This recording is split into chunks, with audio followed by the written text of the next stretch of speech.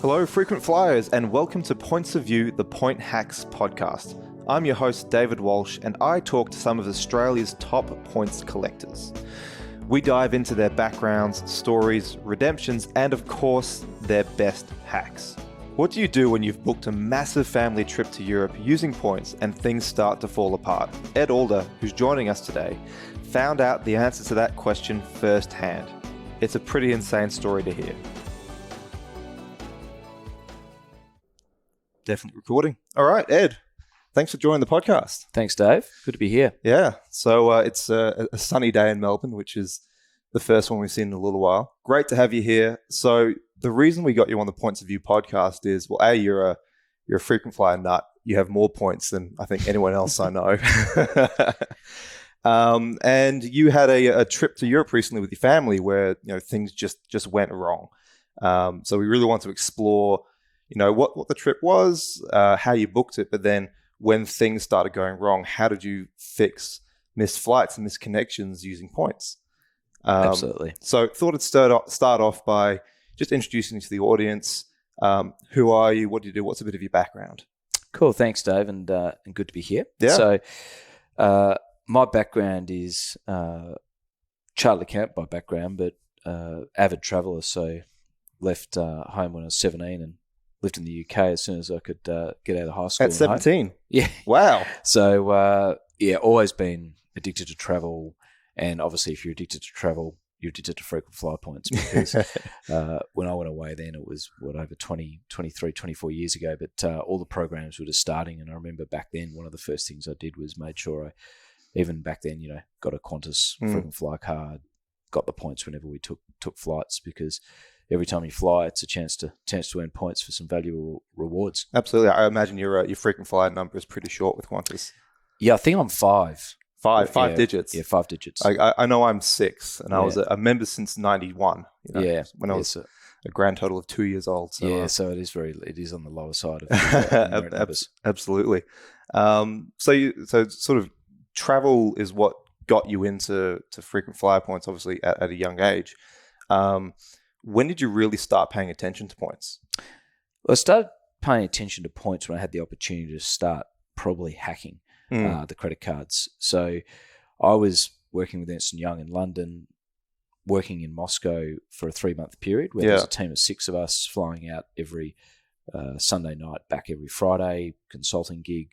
And I quickly realised with the British Airways Amex card, if I booked the 5 or 6 staff on my card, which obviously got reimbursed for, and because the flight was longer than 3.5 hours, it was a business class airfare, I could quickly start racking up a lot of points. I bet. Yeah, so that sort of was a way where I quickly unlocked, outside of the bonuses you get when you crack on to a new card, was by booking flights, but particularly when you start booking them in business class, which obviously I never would pay for and can't afford one, but try and hack it out frequent flyer sites. That really started supercharging my points. I bet. With an Amex BA card, and obviously BA being One World, I was able to then fly on a honeymoon to Mexico business class return, which I would have never ever been able to pay for that out of cash. So wow, was that your first business class points redemption? No, actually, I had an amazing point redemption. I think it was second year uni. So this would have been going back to about the year 2000. Qantas used to offer I think it was an 8-stop around Australia trip. And for 30,000 points, you could do business class. So in the middle university holidays in June, July, I managed to go with a friend of mine. We flew up to Alice Springs. We did over to Sydney, up to Cairns, and actually went up to Thursday Island, which, that wasn't a business class flight because it's just a tiny plane, but that leg from Thursday Island to Cairns is one of the most expensive flights Qantas operate, because it's only one a day, or maybe even 3 a week. And that was an amazing value. It only existed probably for a short period of time. I think eventually they realised, hang on, this is probably we're losing money. Not the best one. But there's a couple of 20-year-olds at the time. That was a great hack. Yeah, I bet. I mean, when you get a hack like that, you really feel like you're winning. Oh, it was ridiculous. I mean, you're sitting there, in your university students at the front of the plane. It it was, people have sort of thought, must have robbed a bank or something. But no, we just hacked it out. So I've been, that's going back, 20, 25 years ago. Yeah. I've been involved in trying to, hack the system and work out how best to use frequent flyer points and get the rewards. Absolutely. I mean, I can imagine that you've probably flown first class using points. Yeah, my first class experience was, I think, around 2 years ago.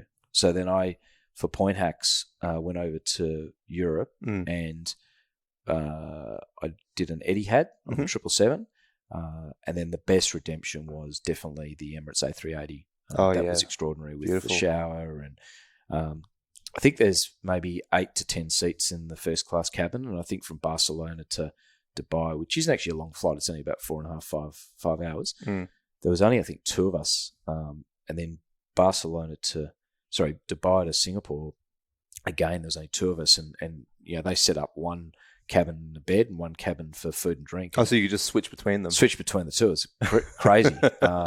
That's some next level first class service right there. Yeah, and I think the big difference with the Middle East Airlines and Singapore is their quality of probably food and beverages are standard up. I have done Qantas on the A380 last year, which was probably the best bed in the sky, as a lot of our reviews say on Point Hacks. Yeah.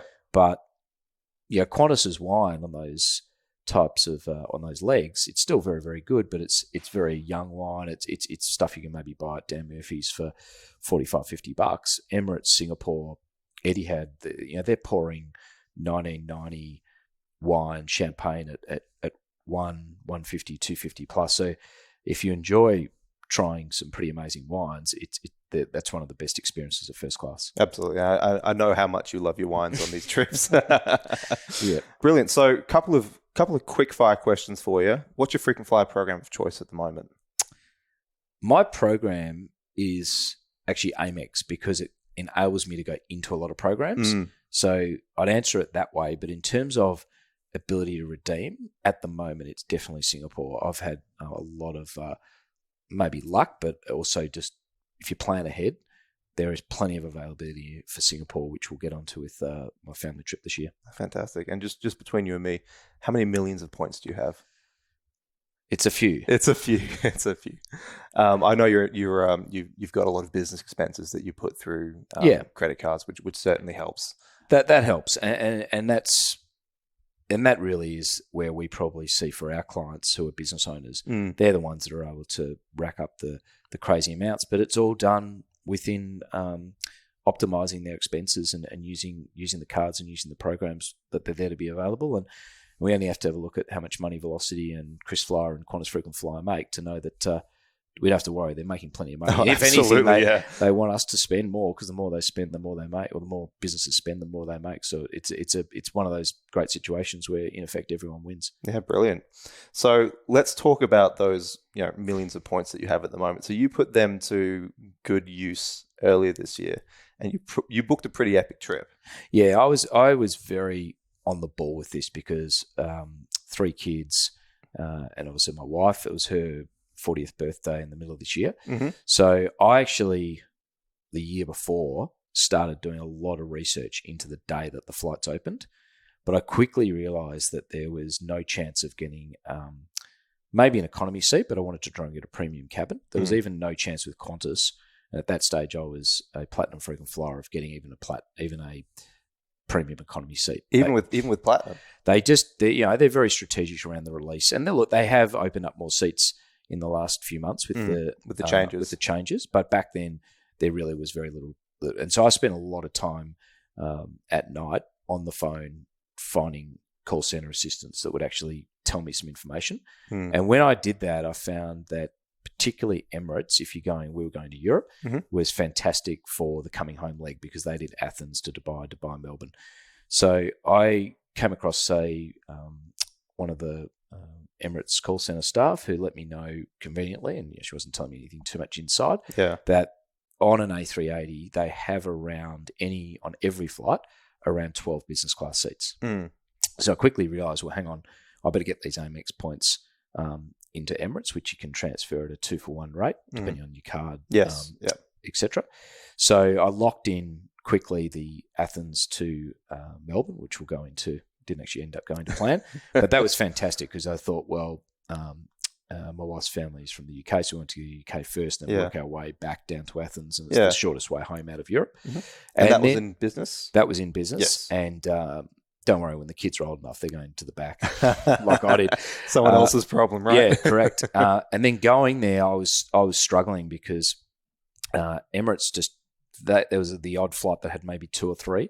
But then I came across KrisFlyer's 2 different types of redemption, which I wasn't aware of. So they've got a saver or a standard. So saver is their lowest point for a seat redeem, and standard hovers between 10 and 30 to 40% more. So they're saying, well, if you give us more points, we'll release a frequent flyer seat. But the hack I used, I had a lot of points in ANZ Rewards program, and they every probably 3 to 4 times a year do a 30% top up if you transfer into Velocity. So the delta between saver and standard on Singapore can be covered by being smart by transferring your points. That's a pretty good hack. Yeah, when the 30% bonus is done. It's actually on this month at the moment. So I moved a lot of points into Velocity, and then Velocity, you can do instant redemption into Singapore, which then enabled me to unlock, I think, 3 or 4 seats up to Singapore on the saver and 1 or 2 on the standard. That got us into Singapore on a day flight, which is great. So the kids, didn't have to worry about sleeping. But then another great hack is that Singapore offer one of the only day flights from Southeast Asia to Europe, which goes into London. So you leave Singapore at 9:30, 10 a.m. and you arrive into the UK at around 2:30 in the afternoon. It's a fantastic flight because your body goes to sleep UK time. You wake up and you're already sort of semi onto their time zone. You get through Heathrow at a fairly I wouldn't call it rapid pace, but not as hectic as the 6:30, 5:30 a.m. flights that all go. The sooner you can get out of Heathrow, the better. Yeah, and then you can get straight into your hotel. So you don't have to dump your bags and then walk around like a zombie till 2 o'clock. So, and our jet lag was minimised to probably the best I've ever had flying from the east to west. It was amazing. It was probably a couple of nights where the kids and myself got up early, but then they were snapped straight into it. So it was a great experience, and had the A380 over to London, and Singapore's service is just absolutely first class. Oh yeah, so it means known for it. Yeah. So what was your itinerary all up? So you went. We went to Melbourne, Singapore, overnighted, day flight to London. Then we used Qantas points to British Airways. We went from London down to Pisa. Then from Pisa to Athens, we used Amex points that we transferred into Etihad, because Etihad owns Air Italia, which they probably regret doing because it's costing them a lot of money. But we were able to get from Pisa to Rome, Rome to Athens. And then we just bought the flight to the island, which is sort of when everything unraveled coming home. Yeah, well, I mean, it sounds like an absolutely epic trip, especially the way that you hacked those flights over and some of the flights back. Yeah. Before we get into what went wrong, what was the highlight? Like, what was the number one thing you'll take away from that trip? In terms of flying? In terms of just enjoying yourself, Ed. Look, we stayed at a pretty epic hotel called Hotel Pelicano, which it's on the coast in Tuscany, and it's absolutely out of control. It's a pretty crazy hotel. So that was my wife's 40th birthday present. So let's get into the nuts and bolts of this. Things went wrong. Yeah, they went wrong coming home. So the Greek islands are renowned for delays. Going from Athens out to Zakynthos was no dramas, actually. We were pretty much on time. The travel agent, we booked the flights through Flight Centre. I actually cashed in Amex points for a Flight Centre voucher, which probably wasn't the best use of points, but hey, look, it meant I didn't have to pay cash, so mentally it felt better. And yes, the travel agent said, look, it's an island. There can be delays, but coming back, we left ourselves 4 hours for a delay. We then got to Zakynthos Airport and noticed that we're on a 1 o'clock flight, that the 9 a.m. flight was only just leaving at 12 o'clock. So instantly... warning signs, right? Yeah, instantly I went, hang on, there's a problem here. And what I then found out was that a lot of the airlines that operate the Greek islands, they island hop and they're on island time. So we ended up I had sweaty palms because I'm sitting there with about 3 hours to go, calculating that if you don't check in within 90 minutes, Emirates will cancel the tickets, and I would lose close to 250, actually more, probably 400,000 points. Wow. So I rang Emirates, who were, to be honest, fantastic. They said, if you don't think you can be here, the best thing to do is to cancel, because we'll refund the points and get your taxes back. Yep. So we had to make the gutsy call to cancel. And then they, whether or not they bent the rules or were kind, they managed to actually get us on the next Emirates flight, which there's 2 a day. It was a 4-hour wait in Athens airport, which was fine. We got on the Emirates plane down to Dubai. They were economy seats. It was fine. It's only a 3.5, 4-hour flight. But that's when I was like, how are we going to get back to Melbourne? Because apparently that period is the busiest 2 or 3 days of travel back into Australia, because it's the end of the school holiday, June, July school holidays. So we were in big strife, because Emirates were telling me that there was literally every plane, whether it was to Perth, Brisbane, Sydney, Melbourne, Adelaide, was all full. Booked. Wow. But I thought, if I get ourselves to Dubai, I open up my options, because then I've got Singapore. I've got points in Amex. I can transfer them anywhere. You're in a real hub in Dubai. Yeah, you're in a hub. It's either try from Emirates to get... The other option was to go back to London, but we just didn't want to backtrack, because we thought, let's just try and somehow get ourselves geographically closer to Australia. And then while we were doing that, I was tapping away on the computer looking at Singapore from Dubai to Singapore. I'm thinking, maybe it's not that busy a flight.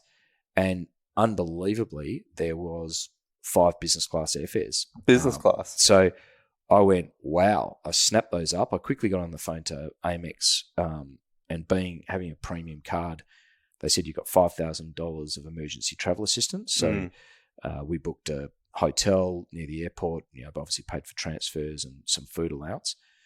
And because then when I could get back to Singapore, I'm thinking, well, if I'm into Singapore, the worst case, you just buy 5 seats and get back home. Yeah, you just cop it. You just cop it. And I then was on the phone to Singapore constantly, telling them the story. And the lady said to me, if you can get us the points, we'll get you down to Melbourne they had an A380 running in the peak season from Melbourne to Singapore, which is commonly a 777, which has obviously less availability. And they again got us 5 business class airfares. So somehow, we're traveling the busiest period of the year, but got back 24 hours later. Kids missed 1 day of school, and we had a and you got back business class. Got back business class. But the key to that, and definitely for our audience, the stress was that I only had a certain amount of points in velocity, which I could instantly get into KrisFlyer, which got us from Dubai to Singapore. But the big stress is that I then was out of velocity points, and I had to then get Amex points into KrisFlyer. But it's not instant, and it can take up to 24 to 48 hours. And I was literally in Singapore airport with my second oldest son. The 3 had checked through and gone, because I thought, just get them home. Yep. And the points dropped only 2 hours before we flew. So it was that tight. Yeah. So I was sitting, basically, I was on the phone to Amex. I said, don't worry, it's in the system. It will drop in the next half an hour. Yeah. And that was the big lesson, that there's a couple of takeaways. One is, have your points spread, because it gives you, have them in a program, because you'll use them within the 3-year limit, or whatever the expiry date is, because then you've instantly got access to them. And secondly, if you are connecting to a frequent flyer flight, and it wouldn't really matter if you're in Greece or in Germany, or if you're having a connection which isn't ticketed to that ticket, go a day early, because it's just not worth the stress. Athens, actually, we had a fantastic first day in Athens, the great restaurants and great vibe in the city. But yeah, if to do it again, I would just always make sure that you leave yourself at least a day. So it's a good point, really, because if you're flying with frequent flyer points, you're not, like, the cost isn't through the roof to give yourself that extra day's worth of leeway. I mean, sure, you've got some hotel expenses and just the cost of living, but it's not like you're booking a return ticket with Qantas, where they'll give you a cheaper price by doing it. The distance with frequent flyer points is based on award charts, so you might as well give yourself a little bit of extra time, especially if you're doing a trip from a Greek island. Yeah, and one thing you learn is that once you cancel those flights, you're cooked. You haven't got a leg to stand on. Emirates were very understanding, and I was super polite, just asking for any help given the circumstances.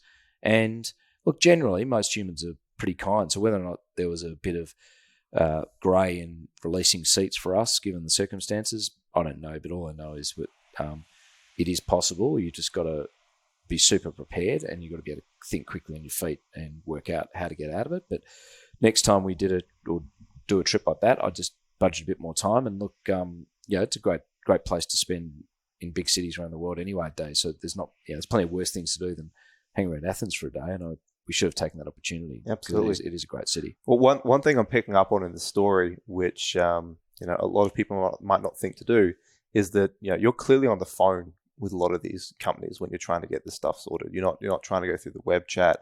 You're actually calling up and talking to someone. Absolutely, that's the key. And if you're in a high status with Qantas, you can get through quickly if you're platinum or platinum 1 or wherever. If you're bronze or silver or even gold, it can take forever. But a lot of the other airlines, particularly Emirates, I actually had to call them the other day because I had a query about a trip I'm planning next year. You get through to someone within, I reckon, less than 3 minutes. Singapore is the same. So a lot of these big international airlines, they've got very well-resourced call centres. They're maybe they don't have as much inbound traffic, so it's actually easy to chat to them, and they don't charge any surcharges like Qantas do if you book over the phone. I mean, that's a good takeaway. Don't be put off by giving these companies a call, because we all know, well, at least most of us that have lower status know the wait times with Qantas can be just astronomical through the roof. 60 plus minutes. Absolutely, and then some. So it's a great takeaway to know that these other airlines typically, at least from your experience, have some lower wait times.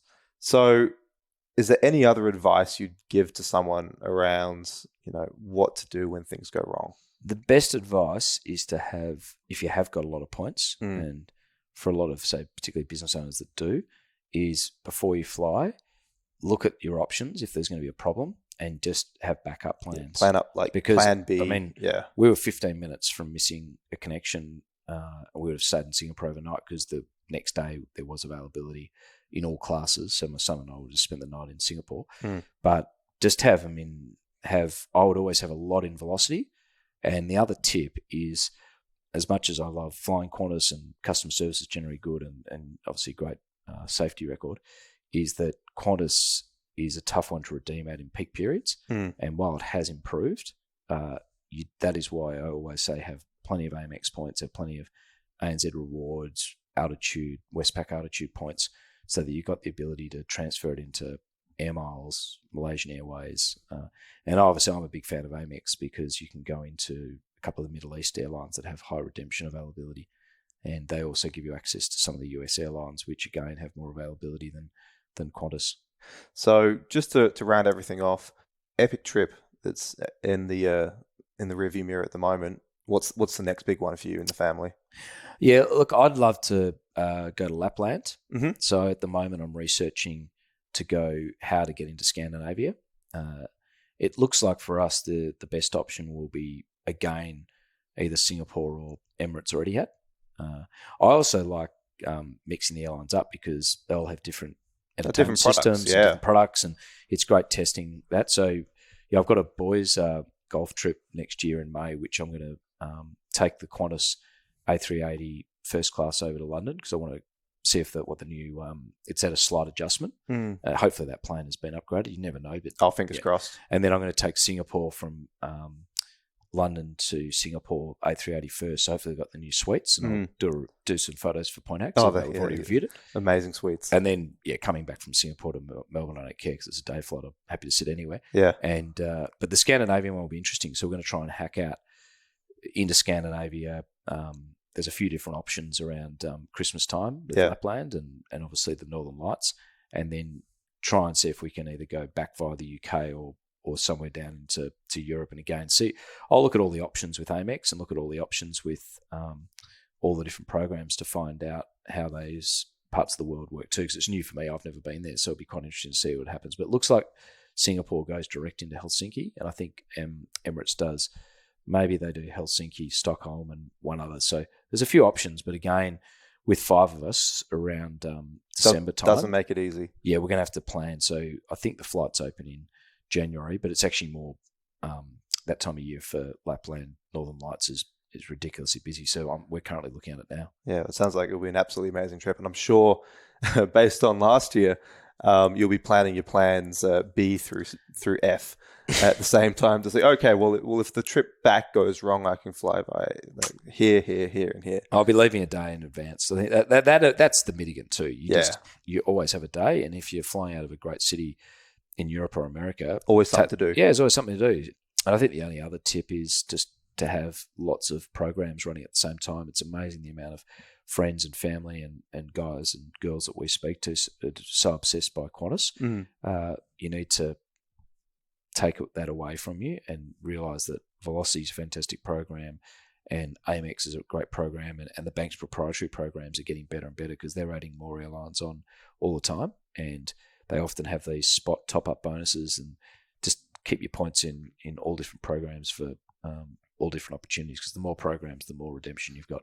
Absolutely. I mean, the more you pay attention to the frequent flyer game, the more options and opportunity you have to get these amazing redemptions. That's right. So Ed, thanks for joining the podcast today, and thanks for telling us your story.